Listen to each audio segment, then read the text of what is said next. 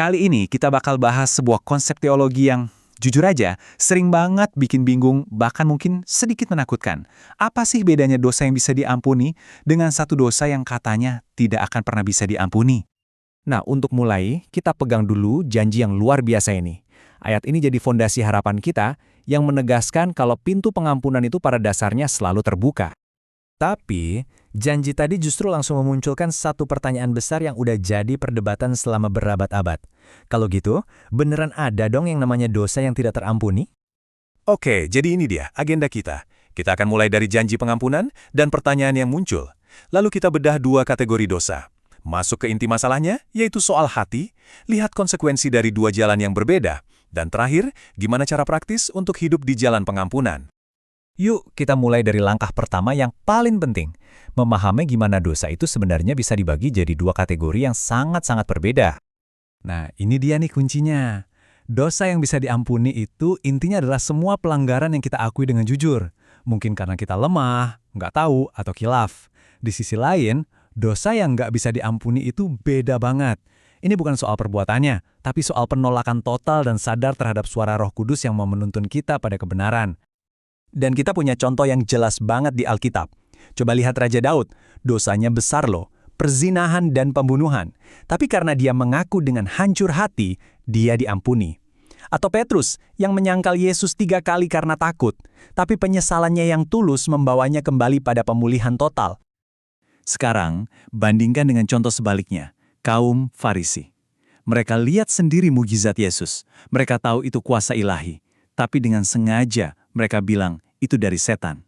Nah, ini bukan lagi soal kelemahan, tapi penolakan yang sadar dan final terhadap kebenaran yang ada persis di depan mata mereka. Jadi, makin jelas ya, intinya itu bukan soal seberapa parah dosanya, tapi semua kembali ke satu hal, kondisi hati kita. Apa sih akar penyebab dari kedua jenis respons ini? Dan akar masalahnya, menurut para ahli teologi seperti John Calvin, adalah kondisi yang disebut hati yang keras. Ini bukan lagi kesalahan sesaat, tapi sebuah keputusan final dan disengaja untuk menolak kasih karunia. Ibaratnya, seseorang secara sadar mengunci pintu hatinya dari dalam supaya pengampunan gak bisa masuk. Tabel ini bantu kita lihat perbedaannya dengan gamblang. Di satu sisi, dosa yang bisa diampuni itu sumbernya dari kerapuan kita sebagai manusia. Di sisi lain, dosa yang tidak terampuni itu sumbernya dari keputusan sadar untuk menolak kebenaran dan menolak untuk bertobat. Oke, setelah tahu penyebabnya, sekarang kita lihat konsekuensinya. Karena dua kondisi hati ini, ujungnya juga beda banget. Dua jalan ini membawa kita ke dua takdir yang sama sekali berbeda. Kalau kita memilih jalan pengakuan dosa, hasilnya itu selalu pemulihan. Luar biasa kan? Hubungan dengan Tuhan dipulihkan, hati jadi damai, kita bisa bertumbuh secara rohani, dan hidup kita bahkan bisa jadi saksi betapa besarnya kasih karunia Tuhan. Tapi, di sisi lain, kalau seseorang memilih jalan penolakan total, konsekuensinya juga total, pemisahan. Hati jadi terkunci rapat, nggak bisa lagi disentuh. Orang itu pada dasarnya memutus dirinya sendiri dari satu-satunya sumber pengampunan yang ada. Oke, jadi pertanyaannya sekarang, gimana caranya kita bisa terus hidup di jalur pengampunan ini? Apa sih langkah-langkah praktisnya supaya hati kita nggak sampai mengeras? Ternyata ada langkah-langkah praktisnya loh. Pertama, biasakan untuk jujur di hadapan Tuhan. Terus periksa hati kita. Kedua, sadari kalau pengampunan itu anugerah, bukan hasil usaha kita. Ketiga, yang paling penting, jaga hati supaya tetap terbuka dan peka sama tuntunan Roh Kudus. Dan keempat, jangan berjuang sendirian, cari komunitas yang bisa saling menguatkan. Oke, kita sudah bahas banyak hal. Sekarang, mari kita tarik benang merahnya. Apa satu hal terpenting yang harus kita pegang dari semua ini?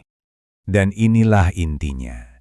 Pada akhirnya yang jadi pembeda itu bukan seberapa besar dosanya, tapi bagaimana sikap hati kita.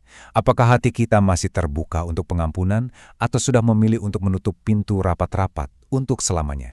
Dan ini membawa kita kembali ke awal, kejanjian yang luar biasa ini. Selama hati kita mau datang dan mengaku, Dia itu setia dan adil, Dia pasti akan mengampuni dan menyucikan kita. Janji ini berlaku untuk semua dosa, tanpa terkecuali, selama hati kita masih mau kembali. Nah, sebagai penutup, coba deh kita renungkan sejenak. Setelah tahu bahwa ini semua soal sikap hati, bukan soal ukuran dosa, Gimana pandangan kita tentang rasa bersalah yang mungkin kita rasakan dan tentang kasih karunia Tuhan sekarang? Semoga ini memberi kita perspektif yang baru